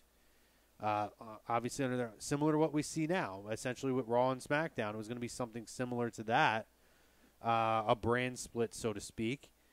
They weren't able to do that because all the valuable talent had such total creative over themselves and really could just say, "I'm not showing up," and that's what happened. So, and also some of them had not so pleasant experiences with Vince in the past. I mean, obviously Jeff Jarrett is the easiest sign that you can point to. I think he would have been cut loose anyway. Oh, yeah, absolutely. Plus, also, I don't think he would have gotten along with Scott Steiner. And Scott Steiner, when he came to WWE, didn't last very long because they didn't know how to work with Steiner, and they also didn't allow Steiner to say whatever the hell he wanted. But on top of that, too, I think what also killed it was they didn't have a commitment from Turner Broadcasting anymore because Turner wasn't in charge. It was Time Warner. Time Warner didn't want anything to do with wrestling. Right. Didn't matter what ratings it pulled. Didn't matter that it grossed how much money. But it did lose a lot of money, and that's a very understandable point.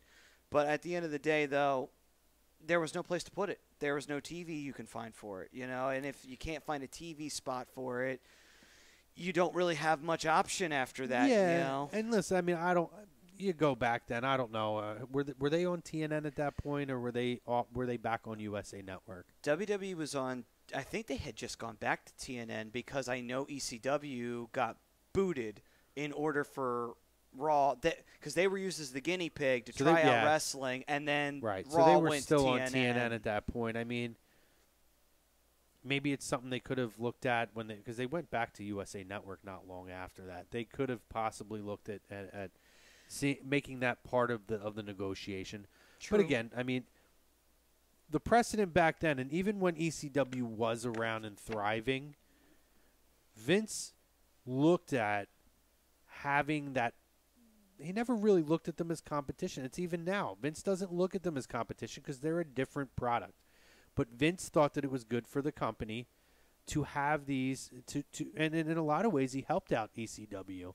And that's not from Vince's mouth. That's from Paul Heyman and guys who were higher ups at ECW that Vince had a working relationship with them. And also a lot of talent that would come to WWE came from ECW because they had a relationship where it's just like, here, I'll get this talent, good to go. The same thing happened with Smoky Mountain Wrestling, too. I mean, D'Lo Brown came from there, and he wound up in WWE for how long? And then a guy like Too Cold Scorpio, you know, he was Flash Funk. In 97 he debuted, and he lasted for a couple of years, but still, those were just a couple of examples of guys who worked in those smaller promotions. They had working relationships with WWE, and they would come up to, you know, go to WWE before there was things like OVW to actually train wrestlers to get up to the main roster. Yeah. So it's interesting. It's something to keep an eye on. I hope that it works out for both companies. And again, clearly it makes sense for WWE. Tell the backstory, guys like Samoa Joe, Bobby Roode. It opens up a lot of avenues for both companies. And in my opinion, I think a great thing that could happen, at least in my opinion, is if WWE did buy them, not kill them, but you could kind of make that a separate entity in their own way, but they're also one of the other promotions you use to get talent ready to come to WWE, but it's a little different with Impact. They stay a little bit longer. Or you can do that where, okay, this person's ran their course here, let's send them over to Impact, and let's see what they can do over there, where it's more lenient, you got more freedom, you can do whatever you want, because we don't care what's going on over in Impact. We're just focused on what we're doing right now. I'm not saying that would happen, but that would be like a best-case scenario if they don't get their TV back, if they're really strung for cash, and the streaming isn't working out for them. To me, that would be a best-case scenario if it's a win-win for both companies. You get guys who can leave WWE, go off TV for a while, and even though people know they're affiliated with each other, they're still treated separately. They're allowed to still be what they are. They're allowed to book the way they want to book. They're not going to harm WWE's image in any way, shape, or form because they have such a smaller audience. Mm-hmm. And guys can have freedom to work their characters out or come up with new storylines, come back fresh to a WWE product. Since that's the mainstream product, people won't know what happened necessarily in Impact, and then that could get more eyes back on Impact. You know, it could be a win-win in that regard. Yeah. It's an idea, but I don't know. I don't know that they'll do that because NXT is that product for them already. It is. And they're not going to try to. They're not. I don't see them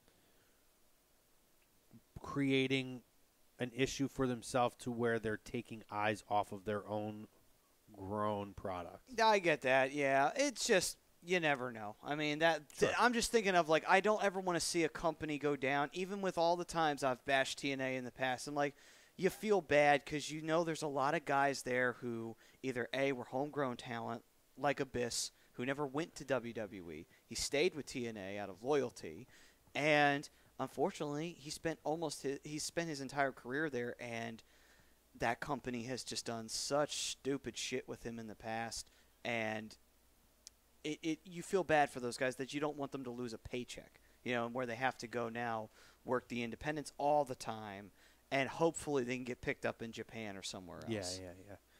Yeah. Jason Jordan, still no timetable on Jason Jordan returning. And it's sounding more and more like his career is done. I guess that neck injury is not good. Sounds like Daddy. Sounds like Daddy Kurt. But so he's been working backstage, I believe, learning the ropes as a producer or an agent, something along those lines. I think it's a shame.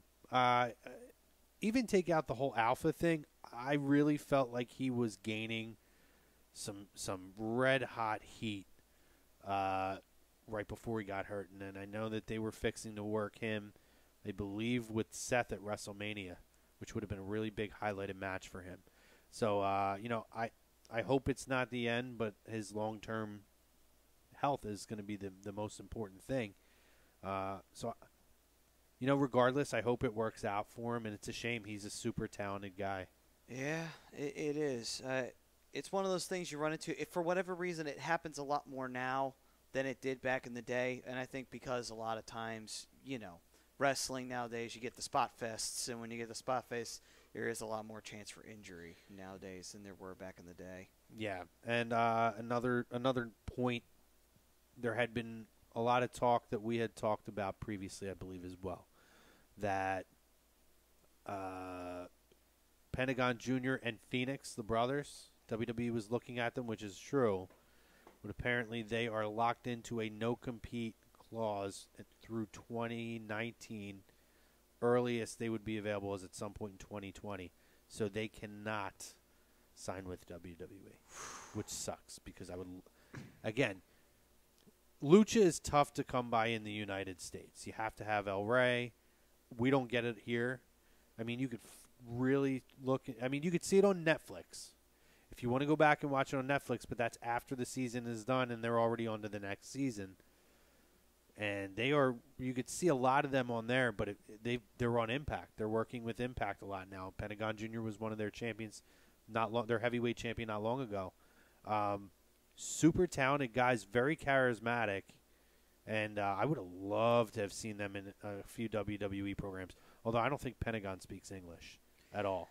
Yeah, but I mean, look at it this way though: you can have Phoenix speaks perfectly fine English. Oh well, then you could have those two work together. Right. But not only that, too, you could also have a stable of luchadors or former luchadors. You could have Selena Vega be their mouthpiece and have them work with Almas. I mean, you talk about guys who could probably work together easily. You know, just throw them together and you should get good matches. Is this the part where I tell Maddie about the Shawn Michaels? So you know. Well, no. I don't know the details, but you told me earlier as a hint. Yeah, I don't think this is a spoiler for anybody. If you haven't seen it, then you're blind because it's been on Twitter. Or if you're Maddie, who's very busy. I know Maddie's super busy. Yes. But it's a good news and bad news thing, Maddie. All right, well give me the good news it's something we first. talked about a couple weeks ago. Looks like he's going to come out of retirement. That's the good news. What's the bad news? Looks like it's going to be in Saudi Arabia. So they're not doing WrestleMania. All right. Well, it's looking like it could be a one-off. Could be he's not coming back coming back, but he's going to come out and have another match. It's going to be him and Hunter versus the Brothers of Destruction, the governor in Saudi Arabia. Yeah, I'm fine with it. I have no problem with it. I hate it. Well, I hate it. I find it funny because they're doing all these big matches for Saudi Arabia. It's like I understand that it's a big thing to be in Saudi Arabia because there wasn't WWE shows there prior. There were in Kuwait, and there were shows in the UAE, but they've been known to have wrestling events there. It just kind of seems like they're really trying to sell that they're going to have a big event, big blowout thing they're going to do at Saudi Arabia every year. I'm just thinking, are you sure you're going to do that every year? Because the last time you did it, it really wasn't. It was a cash grab. Yeah, pretty much. You guys know I don't get professionally outraged like 90% of social media does. This pisses me off to the furthest degree. This is absolute. I think it's asinine because you had a guy, unlike Flair, unlike all these people who, after all these years, kept it retired. He didn't come out of retirement, okay? And you finally, if they do go through with this, which it seems like they're going to, they have him come back for one more match. They not only do it in a DX versus Brothers of Destruction match, which is 10 years too late, and it's not even a match. It's different than the John Cena Undertaker thing, which is 10 years too late, because that's something we all wanted to see. In my opinion, listen, it's one of those, DX versus Undertaker and Kane. That'd be cool. But I don't want it. I never really wanted it. And I look at it now, and sure, if they want to make Saudi Arabia a big pay-per-view, whatever, and try and convince all of us, except for the obvious, that it's a cash grab once again, you bring him back for WrestleMania. You bring him back against. I'm not saying you have to have it in a singles competition, because obviously it's been a while since he's been in the ring. He's obviously a lot older now, so I'm not saying it has to be against AJ Styles in a 5-star match. I'm not saying that because it won't be a 5-star match. But good God, you wait all this time and you bring him back for this. I hope it's good. I'll watch it. It's a big name match, but Jesus, I mean, the freaking governor's in the match. The freaking governor's in the match. Come on, Okay, it's Shawn Michaels it's who not- hasn't wrestled okay, in years hold on. against the governor. Hold on. And a guy who retired 6 times. Let me clarify. I will Let me- rebut, but I'm going to let Matty get his in Let me first. clarify. When he says the governor, he does not mean Jesse the Body Ventura. No. He means Kane. Okay. Just wanted to clarify that. Now you It's go ahead, corporate Crow. Kane for real. Here's the thing, and it's factual. One of the main reasons he stayed away is because he gave the Undertaker his word. Is that when I say this is going to be it, this is going to be it. To me, Undertaker clearly would have had to give his blessing on this. It could have been Undertaker's idea, we don't know, or one of the guys who was in on this. But to me, if Undertaker says, Shawn, I want you to come back and do this match, then all that other stuff is irrelevant. Undertaker's part of this match. It's still a part of that whole storyline. And then I look at it, and this could be the ideal way to see, hey, could he come back and have one more singles match with an AJ Styles or with somebody? And it's a way to do it to not expose him and just throw him out there, or have him do a test run with an R-Truth or really anybody.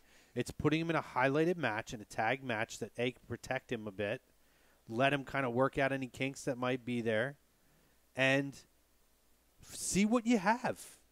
And maybe at the end of this decision, they'll come in and they'll say, you know what? Shawn will say, you know what? That match I talked about, or everybody wanted with AJ Styles, I think I could work it with that kid. Like, you don't know.